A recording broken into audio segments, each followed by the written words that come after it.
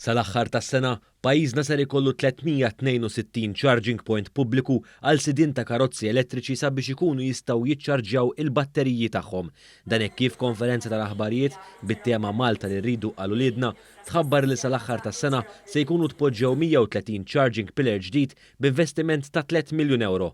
Fl-istess konferenza l-Ministru għall-Enerġija, l-Intrapriża u l-Iżvilupp Sostenibbli, Miriam Dalli, spjegat kif il-130 charging pillar joffru żewġ charging points kull wieħed biex bekk dan ifisser li b'kollox se jkunu disponibbli 260 charging point ġdid.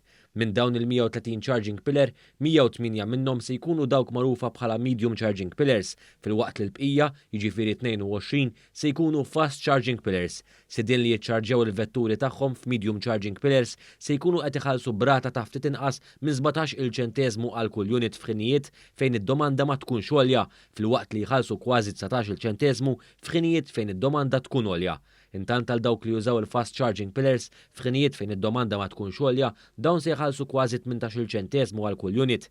F'ħinijiet fejn id-domanda tkun għolja, dawn se jħallsu kważi 20 ċenteżmu għal kull unit. Fil-konferenza tal-aħbarijiet intqal li dawn ir-rati huma fost l-orħos fl-Unjoni Ewropea. Il-ħinijiet fejn id-domanda ma tkunx għolja magħrufa bħala off-peak huma bejn nofs il-lejl u 6 ta' filgħodu, bejn nofsinhar u l-4 ta' filgħaxija u tul il-ġurnata kollha tal-ħadd. Bis-sistema li nidejna llum, is-sewwieqa li jridu jiċċarġjaw il-vettura tagħhom ser ikunu qegħdin iħallsu biss għal dawk il-units li jikkonsmaw. Għaliex mhux se jkollhom għalfejn iħallsu xi registration fee jew inkella xi spiża inizjali oħra. Nemmnu li b'dan il-mod nkunu qegħdin nagħmluha aktar faċli u aktar affordabbli għas-sewwieqa tagħna biex jaqilbu għal karozzi li ma jnizzux. Intant ġie spjegat ukoll li 56 charging pillar li diġà hemm madwar il-Gżejjer Maltin se jiġu aġġornati sabiex jiddaħħlu f'sistema ġdida. Din is-sistema tinkludi mobile app bl-isem Charge My Ride biex il-pubbliku jkun jista' jinqeda b'aktar effiċjenza. Fost affarijiet oħra din tkun qed tafża lis-sit tal-vettura meta l-karozza tkun laħqet 80% taċ-charging biex jilħaq jasal sa fejn il-vettura mal-mument li din tlesti tiċċarġja. Din l-app tafża wkoll is-sit mal li l-vettura tkun ġiet iċċarġjata kollha filwaqt li mappa interattiva turi li ma huma l-eqreb charging pillars disponibbli sabiex jiġi evitat skarġ żejjed. Preżenti għal din il-konferenza attenda wkoll il-Ministru għat-Trasport Ian Borch u għatenna kif din il-miżura tikkumpliment oħrajn imħabbra mill-Gvern biex ikompli jitnaqqas it-tniġġis mill-mezzi ta' trasport differenti f'pajjiżna.